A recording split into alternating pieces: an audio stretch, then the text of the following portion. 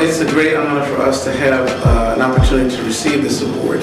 We've been together as a firm for about 17 years, and we've been toiling in the fields, in the civil courts, and the criminal courts. And to be recognized by one of your own, one of the oldest African-American legal institutions in New Jersey, it's a great honor to us. I guess when we started this law firm, I was considered the young guy. And as I look back now, obviously not still the young guy, although I'm still younger than Ron and Terry.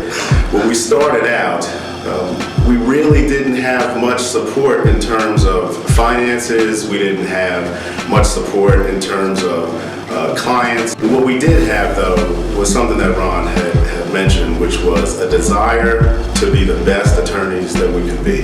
We've stayed committed to the idea that this law firm, Hunt, Hamlin, and Ridley, is bigger than Ronald Hunt, it's bigger than Ray Hamlin, it's bigger than Terry Ridley. When I look back on the case that we had against the Port Authority, and I can recall sitting in the magistrate's chambers and advising Terry and I that we thought the case was worth about $40,000 and that we should settle the case. We thought the case was worth a lot more. Port Authority thought the case was worth zero. Fortunately, after trying the case, the jury came back with a verdict of $1.48 million. We went back in front of the magistrate and said, you know, we thought the case was worth a little more than $40,000. And he said, I see, you absolutely were correct. We represented Wendy Williams in her case against Hot 97, brought us some notoriety. Whatever accomplishments I may have had, I have had those with the assistance and with the support of Ron and Terry and vice versa.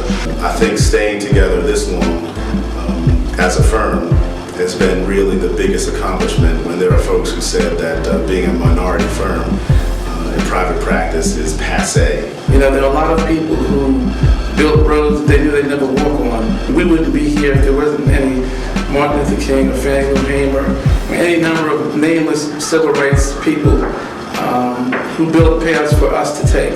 If I say the name Trayvon Martin, everyone knows who that is. There are issues that come up all the time like that, and I'd like us to be able to file briefs on behalf of significant civil rights actions, and I think that would be the kind of progress I'd like to see the Garden State Bar make. Recognize that the fact that you have a law degree, that you passed the bar exam, is not the end game. That things are not going to happen by osmosis, and that we should all feel a responsibility to those that have gone before us. You have to put the time in, and that means every day thinking like a lawyer, acting like a lawyer, and not being afraid to challenge the system.